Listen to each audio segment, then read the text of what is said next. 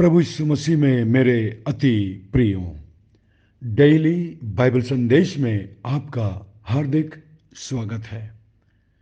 आज 27 फरवरी है और परमेश्वर को धन्यवाद कि उसने हमें फिर से एक नया दिन दिया है, एक नया सवेरा दिया है, ताकि हम अपने जीवन के चाल चलन, सोच विचार और आचरण के द्वारा उस परमेश्वर को महिमा दें जिसने हमें ये जिंदगी दी है। वैसे भी हमारे जीवन का मूल उद्देश्य ये है कि हमारे जीवन से हमारे परमेश्वर का नाम ऊंचा उठ सके, परमेश्वर को महिमा मिल सके। आज का शीर्षक है परमेश्वर आपको पहचानता है, परमेश्वर आपका नाम जानता है। हम पढ़ेंगे यशायाह की किताब 43 और उसकी पहली आयत। हे इज़राइल, तेरा रचने वाला, और हे याकूब, तेरा सृजनहार यहोवा अब यूं कहता है, मत डर, क्योंकि मैंने तुझे छुड़ा लिया है, मैंने तुझे नाम लेकर बुलाया है, तू मेरा ही है। मित्रों, साइबेरिया के बर्फीली क्षेत्र में एक पक्षी है जिसका नाम है ग्यूलीमोट। ये पक्षी उस बर्फीले इलाके में हजारों की संख्या में पाए जाते हैं। मादा पक्षी शीतकाल में अंडे देती है और ये अंडे हजारों की संख्या में साइबेरिया के बर्फीले मैदान में यूं ही पड़े रहते हैं। हजारों लाखों की संख्या में मैदान में पड़े इन अंडों को देखना बड़ा ही आकर्षक होता है। ये प्रवासी पक्षी ये केवल कुछ समय के लिए एक जगह होते हैं और जैसे ही मौसम बदलता है वो दूसरी जगह चले जाते हैं और फिर वापस लौट कर आते हैं। ये प्रवासी पक्षी सर्दी के ऋतु समाप्त होने के समय अपने अंडों को छोड़कर ये पक्षी एशिया माइनर की ओर चले जाते हैं और लगभग 3 महीने वहाँ रहने के बाद वापस लौटकर साइबेरिया आते हैं। एक बड़े आश्चर्य की बात यह है कि जब ये पक्षी वापस आते हैं तो आकर किसी और के अंडों पर नहीं बैठते, लेकिन अपने ही अंडों पर ये बैठते हैं। आश्चर्य की बात है, हजारों लाखों अंडों के बीच एक मादा पक्षी ग्यूलीमोट अपने अंडों को पहचानने में जरा भी गलती नहीं करती। वो अपने अंडों को बहुत अच्छे तरीके से पहचान लेती है। परमेश्वर ने उसे कितना अद्भुत बनाया है। प्रिय विश्वासियों, जरा सोचिए, वो परमेश्वर जिसने उस पक्षी को बनाया है कितना महान परमेश्वर है। पहला कुरिन्थियों 8:3 में वचन कहता है, यदि कोई परमेश्वर से प्रेम रखता है तो परमेश्वर उसे पहचानता है। कितनी अद्भुत बात है। जो कोई परमेश्वर से प्रेम रखता है, आप और मैं जिसने प्रभु मसीह को अपना उद्धारकर्ता करके ग्रहण किया है, आप और हम जो विश्वासी हैं, उसकी संतान हैं, वो हमें पहचानता है। हाँ मेरे प्रियो, वो हमें नाम से जानता है। वो हमारे शरीर के एक एक अंग को जानता है। भजन संहिता की किताब में दाऊद कहता है, मैं अपने माँ के पेट में जब बन रहा था, आपने मुझे देख लिया था। मेरे अंगों की हर एक रचना को आप जानते हैं। संसार की आबादी आज के दिन लगभग 7 अरब की है। याद रखिए, इस 7 अरब की आबादी में भी आप शायद बहुत सारे लोगों के लिए अपरिचित हों, आपको शायद बहुत सारे लोग नहीं जानते हों, लेकिन परमेश्वर यीशु मसीह की निगाह में आप अपरिचित नहीं हैं। जब एक मामूली पक्षी ग्यूलीमोट, जो परमेश्वर की सृष्टि है, हजारों लाखों अंडों के बीच अपने अंडों को पहचान लेती है, तो उस पक्षी का रचयिता, उस पक्षी का बनाने वाला परमेश्वर आपको और मुझे इतनी भीड़ में क्यों नहीं पहचानेगा।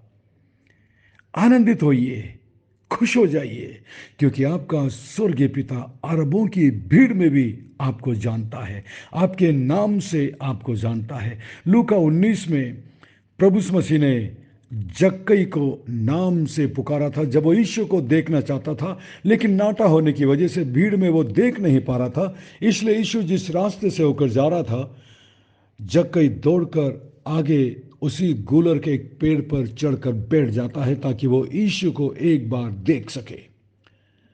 प्रभु यीशु मसीह जब गूलर के पेड़ के नजदीक आते हैं, प्रभु यीशु मसीह वहीं पर रुक जाते हैं और रुककर ऊपर की तरफ जक्कई को देखते हैं और जक्कई का नाम लेकर कहते हैं, हे जक्कई, झट नीचे उतर आ, क्योंकि आज मुझे तेरे घर में रहना अवश्य है। जरा सोचिए, जक्कई कितना खुश हो गया होगा कि इतनी भरी भीड़ में प्रभु यीशु मसीह ने जक्कई का नाम पुकारा। लूका 16 में आप जानते हैं धनवान और लाजर की कहानी। इस कहानी में धनवान का नाम नहीं लिखा, लेकिन प्रभु यीशु मसीह लाजर का नाम जानते थे। आपने कभी सोचा ऐसा क्यों? प्रभु यीशु मसीह लाजर से कभी मिले नहीं, लेकिन फिर भी प्रभु यीशु मसीह लाजर को जानते थे। मालूम है इसका कारण क्या है? क्योंकि लाजर का नाम जीवन की किताब में लिखा हुआ था। प्रकाशित वाक्य के अंतिम अध्यायों में हम पढ़ते हैं, परमेश्वर के पास एक जीवन की किताब है जिनमें उन लोगों के नाम है जिन्होंने प्रभु यीशु मसीह को अपना उद्धारकर्ता करके स्वीकार किया है, और उसमें से आप एक हैं। यदि आपने यीशु को अपना उद्धारकर्ता करके ग्रहण किया है, यदि आपने अपने पापों की क्षमा पाई है, यदि यीशु आज आपके दिल में है, तो आप उसकी संतान हैं, आप उसके बच्चे हैं। पुराने नियम में इजरायली लोग परमेश्वर की प्रजा थी, फिर भी परमेश्वर उनमें से प्रत्येक का नाम जानता था। जैसा कि आज के पद में हमने पढ़ा है, यशायाह 43 और उसकी पहली आयत में। तो जरा सोचिए, आप और हम नया नियम में परमेश्वर की संतान हैं।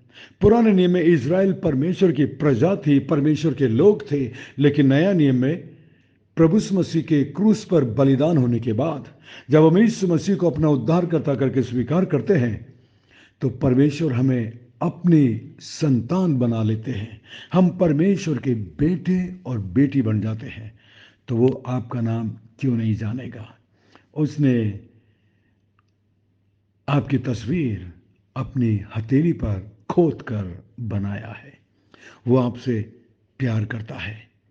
आप चाहे किसी भी परिस्थिति में हैं, आप चाहे किसी भी परेशानी में हैं, वो आपको जानता है।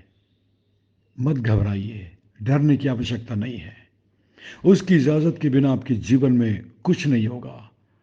और कई बार परमेश्वर हमारे जीवन में दुख, तकलीफ, परेशानी, कष्ट आने देता है, इसलिए नहीं कि वो हमें निराश करे, इसलिए नहीं कि वो हमें गिराए, बल्कि इसलिए कि वो हमें और मजबूत करे, बल्कि इसलिए कि वो हमारे विश्वास को परख कर उस विश्वास को मजबूत करे। याद रखिए, वो इन अरबों की संख्या में आपको जानता है, वो आपसे प्यार करता है। निराश मत होइएगा, निराश मत होइएगा। डॉक्टर ने शायद आपको अपनी बातों से निराश किया है कि आपकी बीमारी बहुत खतरनाक है, आपकी बीमारी सही नहीं होगी, आपको जिंदगी भर दवाई लेना पड़ेगा। घबराइएगा मत। प्रभु की इजाज़त के बिना आपके जीवन में कुछ नहीं हो सकता। आप शायद इस वक्त आर्थिक समस्या से होकर गुजर रहे हैं। शायद आपके परिवार वाले आपसे नाराज हैं। आपके सबसे प्रियजन जिनसे आप बहुत प्यार करते थे, उन्होंने आपको धोखा दिया है। आपका दिल टूटा हुआ है, आप निराश हैं। घबराइएगा मत। परमेश्वर आपसे प्यार करता है। वो आपका नाम जानता है, क्योंकि वो आपका पिता है।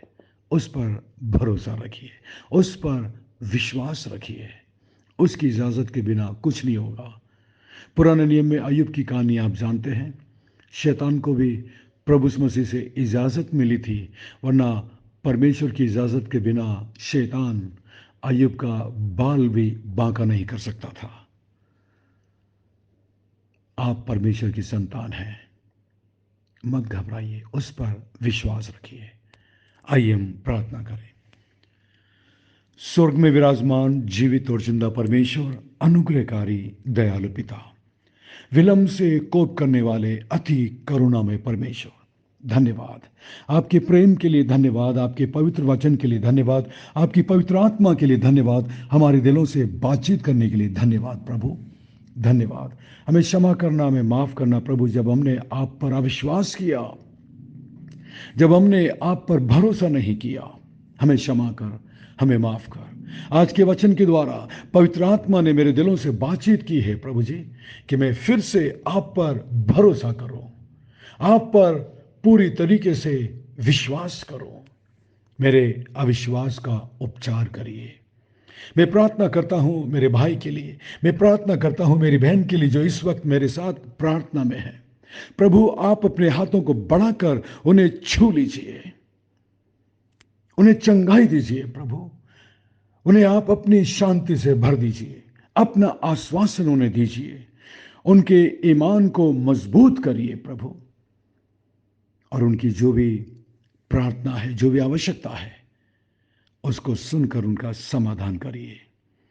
मैं प्रत्येक उन लोगों के लिए प्रार्थना करता हूं जो हमारे बाइबल संदेश से जुड़े हुए हैं, बाइबल संदेश परिवार से जुड़े हुए हैं, जो हमारे लिए प्रार्थना करते हैं, और जो हमारी सेवकाई को समय समय पर अपनी भेंट के द्वारा सहायता देते हैं।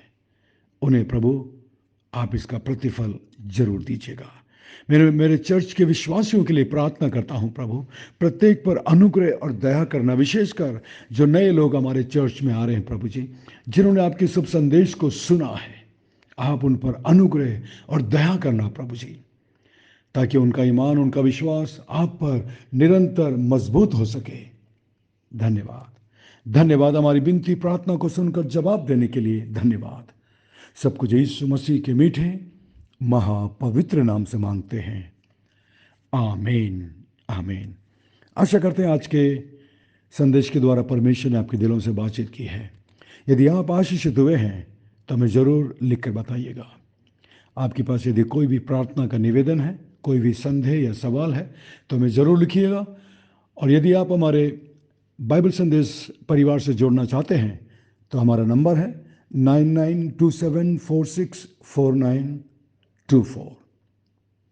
परमेश्वर आपको बहुत बहुत आशीष दे। God bless you, we love you, have a great day. आपका दिन बहुत अच्छा रहे। अपना ख्याल रखिएगा। धन्यवाद।